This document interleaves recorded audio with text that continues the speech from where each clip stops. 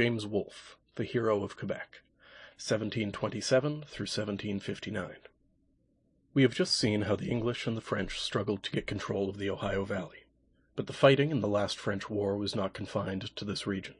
Many of the battles were fought to secure control of two waterways. One of these was the route to Canada, including Lakes George and Champlain, and the other was the St. Lawrence River. Indeed, the crowning feature of the last French war was the heroic effort made by a young English general to capture Quebec. This young general was James Wolfe. He was born in the southeastern part of England in 1727. From his father, who was an officer in the English army, he inherited a love for the soldier's life. But in all the trials and dangers to which he was exposed in his short and stormy career, he continued to be a devoted son, his love for his mother being especially tender and sincere. With her he kept up a regular correspondence, in which he freely expressed his inmost thoughts and feelings. When only 16 years of age, he was sent to Flanders as an adjutant in a regiment of the English army. Here, by faithful and thorough work, he won promotion, and soon, through bravery and skill, received an appointment as brigadier general.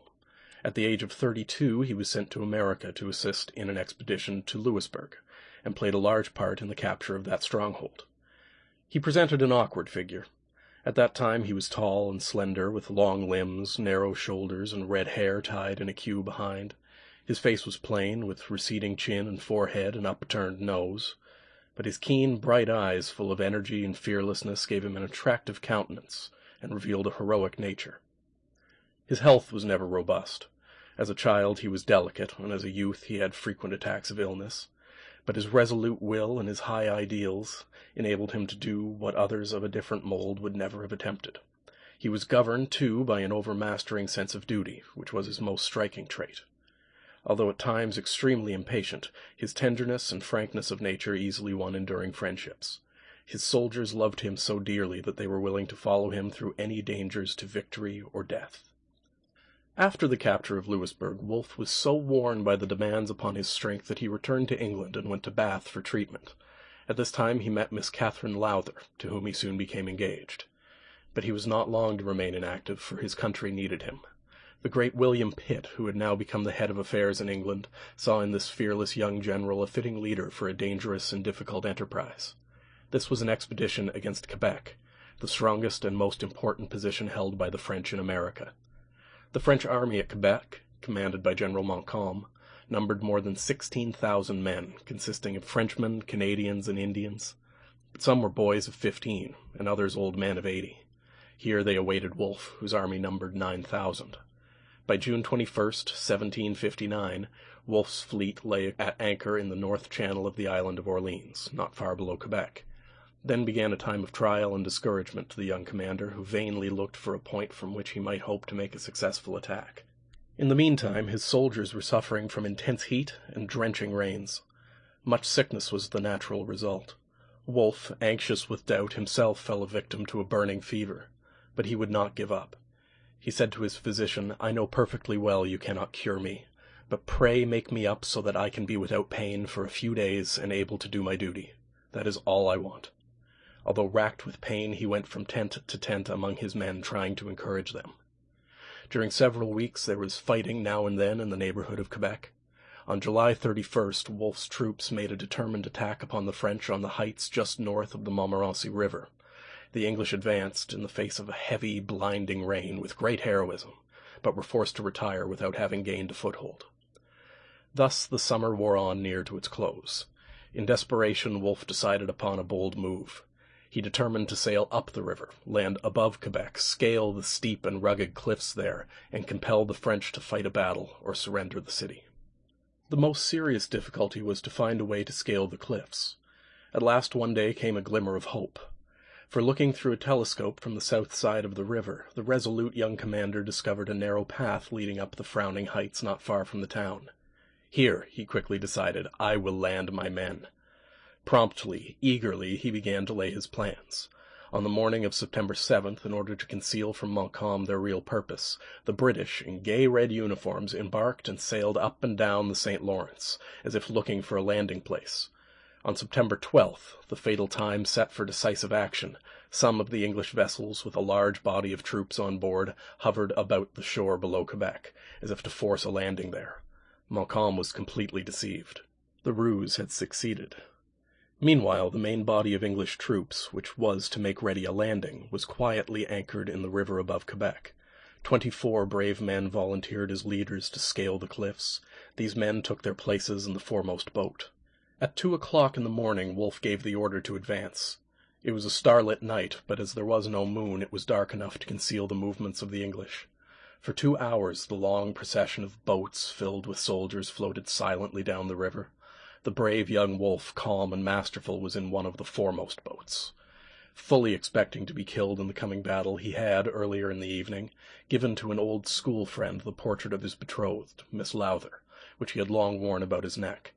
He said to his friend, "Give this to Miss Lowther, if I am killed." We can imagine the strain upon Wolfe's feelings during the 2 hours in which the boats floated downstream. Perhaps it was to relieve this strain that he repeated in a quiet voice Gray's Elegy in a Country Churchyard. He seemed to dwell with peculiar feeling upon the last line in the following stanza.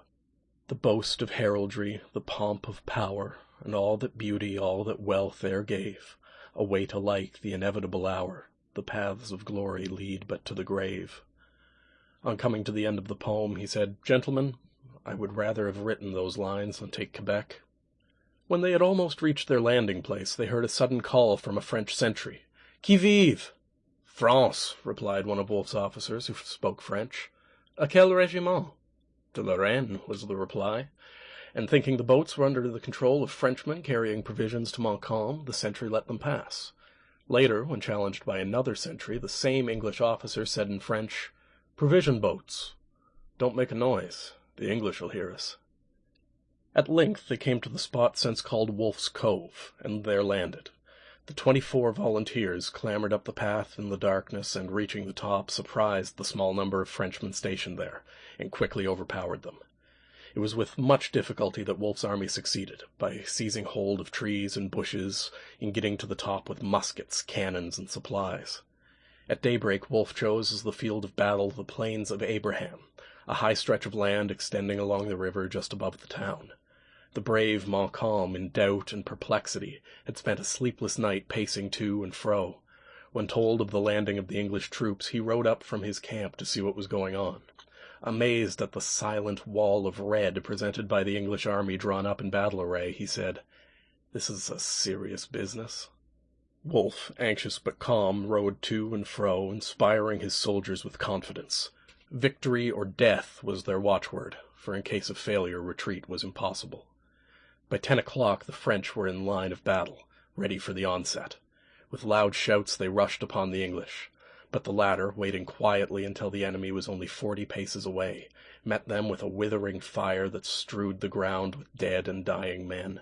While the French were wavering, the English fired another deadly volley, and then with victorious shouts rushed headlong upon the confused ranks.